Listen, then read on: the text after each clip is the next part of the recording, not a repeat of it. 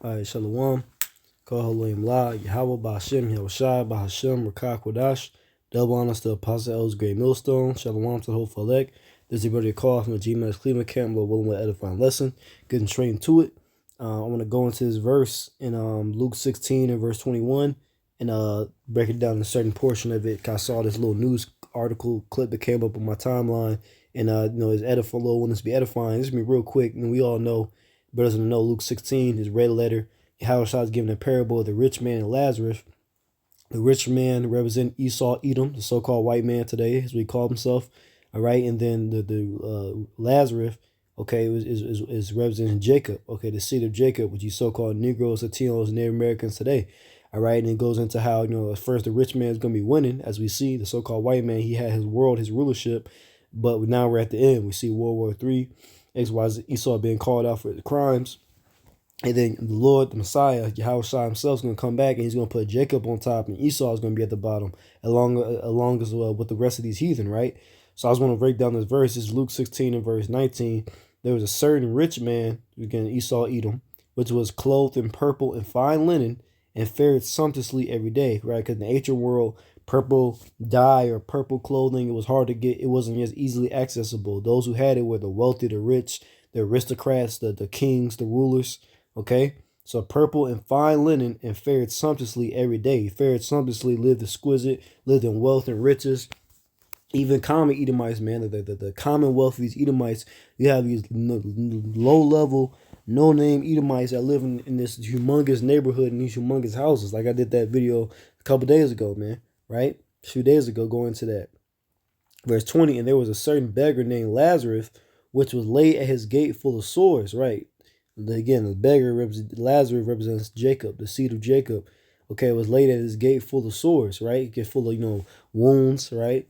And there was a certain beggar named Lazarus, it's like in verse 21, and desiring to be fed with the crumbs which fell from the rich man's table. Like Jacob's just trying to make it in his world. That's why Jacob talking about chasing the bag, chasing money. Jacob sell out and do all these abominable things and rituals. Why? He has to get crumbs off Esau's table. Here it is. These devils literally own the whole entire world. And yeah, they got these devils, so yes, millionaires, multi-millionaires, 100-millionaire, billionaires, but ultimately they just own everything, man. They own this whole system.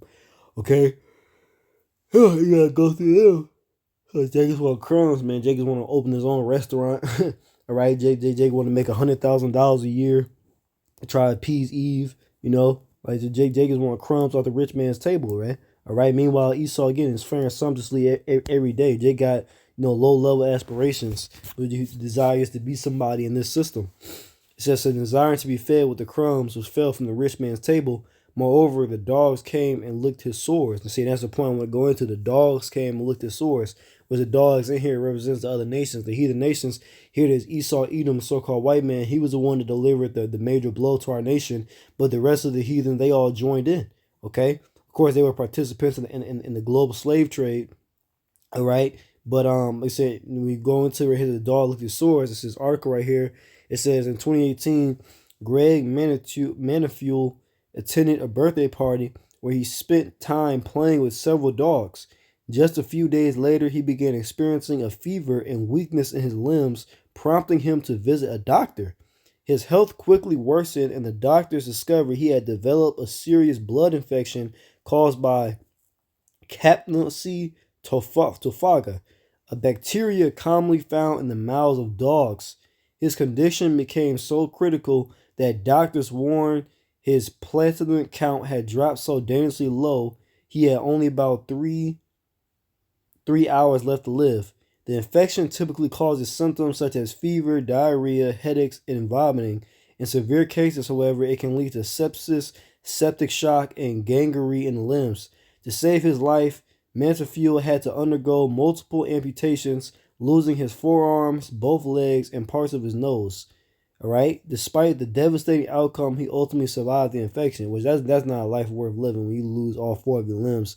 But nevertheless, you see, he obviously had some type of open wound on his face, and he was letting these dogs lick it and getting to see they got that bacteria from dog saliva, and literally he had to lose all his limbs. Now again, This is spirit again. I saw that and immediately thought it's precept is spiritual when it says Luke 16:21. It says the dogs came and licked his sores, because that's what happens. So again, it's likening how Esau Edom, he delivered the major blow to destroy our nation, put us in hardcore captivity, take away our heritage, exact XYZ. But then these heathen, they also help join in, and they add to the affliction. All right, they lick the swords, help make us spiritually. You understand the analogy I'm making, spiritually lose your limbs, man. All right, they make it even worse. You see, so this is real quick. Of course, I can go through the rest of the chapter, and I've done videos. I think I've done like multiple videos. If you search my channel, if it's not on here, it should be on BitChute, my BitChute account. I've done like two times. I didn't broke down the whole entire chapter, Luke 16, the rich man Lazarus, elders, apostles, brothers have gone into it, you know.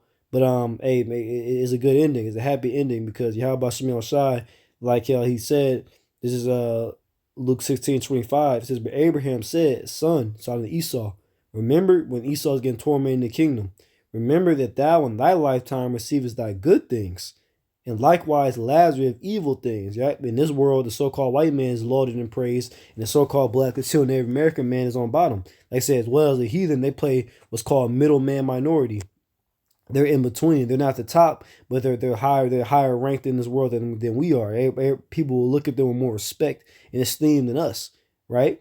So it says, and likewise Lazarus of evil things, but now he is comforted and thou art tormented, right? So again, that's the comfort, because Esau Edom, he's winning in this world, but in the eternal world to come, he's gonna lose, man. All right, he's gonna have the worst.